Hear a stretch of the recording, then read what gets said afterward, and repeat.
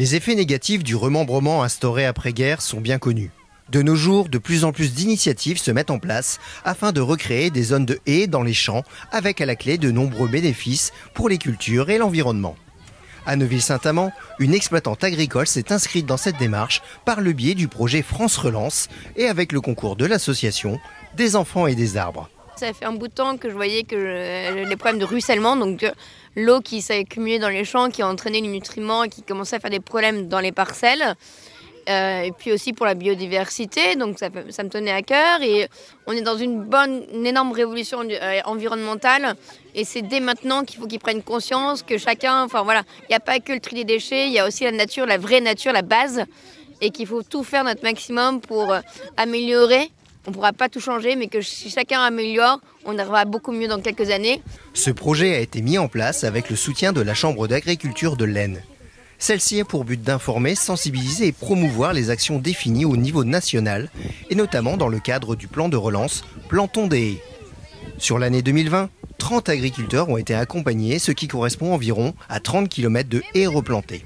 C'est aussi une volonté des agriculteurs à amener de la biodiversité sur les parcelles.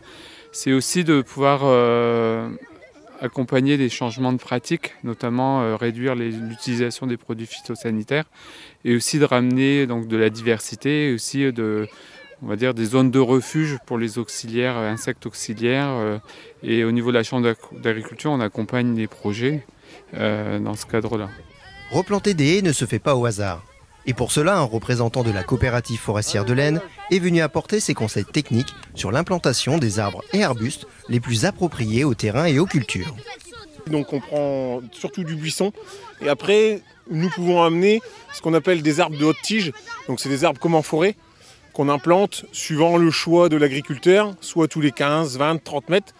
Ça va permettre d'éviter les coulées de boue et ça va maintenir l'eau aussi au niveau des champs pour que ça puisse amener de l'humidité partout au niveau des champs. Ça va lui amener aussi des haies qui vont servir de brise-vent. Donc au niveau pour la gelée, ça va permettre aussi pour certaines cultures un avantage.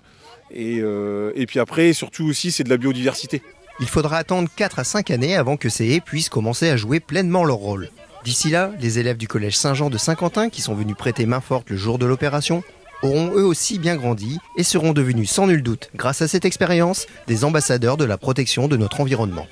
Je fais ça pour protéger la nature, pour la préserver et pour la restaurer. On met le grillage autour des arbres pour protéger des animaux, pour pas qu'ils viennent abîmer la plantation, le temps qu'elle grandisse. Comme ça, les générations futures, ils pourront voir le travail qu'on a fait. On va écrire des vœux sur un petit papier, on va les mettre sous les racines des arbres pour qu'ils puissent pousser et qu'ils s'exaucent.